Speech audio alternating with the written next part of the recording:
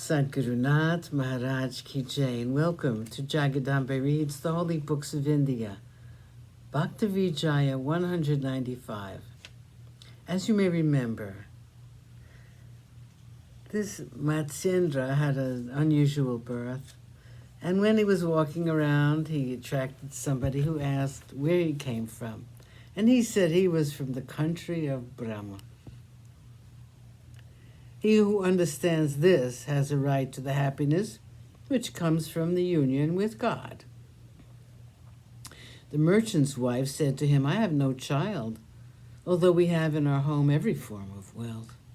Yet our house seems empty because of this, just as the night without the moon, just as the earth without trees, or just as rivers when there's no water in them, causing a frightful appearance, just as the rainy season is fruitless without a cloud, or as fatness when there is no strength in one's body, like a king without any power, like acquaintance with scriptures, but failing in duty, like a lamp without oil or wick does not look well, wisdom without luck, planting the garden without water.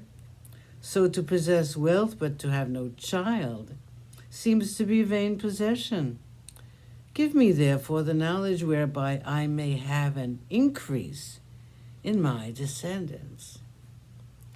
Hearing her words on this occasion, in private, Matsyendranath was pleased. Then, taking some of his ashes and repeating a mantra over them, he at once gave them into her hand. He said, the moment you eat this, you will certainly have a son.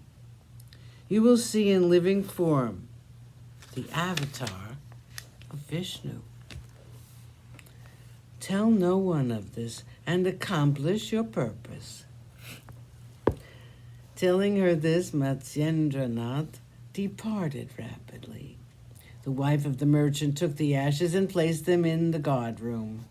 She then called her friends to her and said, listen to my secret, dear friends.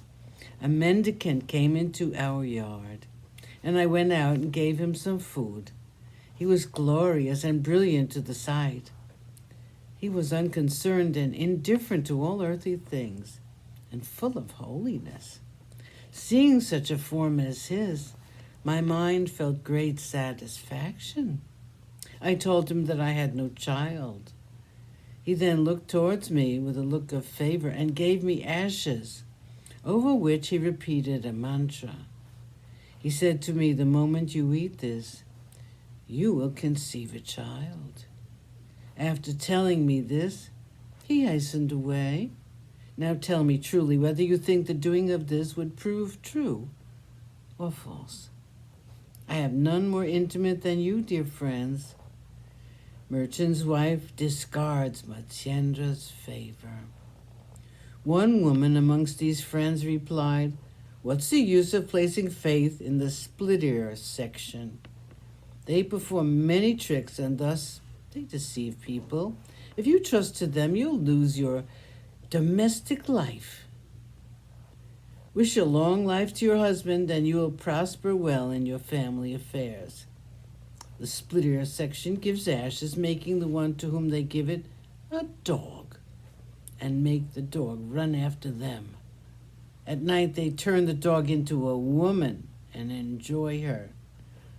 Such is their custom, speaking to her in various ways. They put doubts in her heart. Then they exclaimed, throw these ashes at once into the fire. By listening to the words of neighbors, a quarrel arises between the daughter and her mother-in-law. Enmity ensues between brothers, and they separate themselves and leave their mother and father. It is a quarrel in the home that is the direct cause of loss to people. Just as when gruel is thrown into milk, it is at once destroyed. And as when gold is covered with a metallic cement, it once appears tarnished, so, through the thoughts of others, evil character comes to one of good family. Sadhguru Nath Maharaj Ki Jai. Thank you for coming. I hope you come again.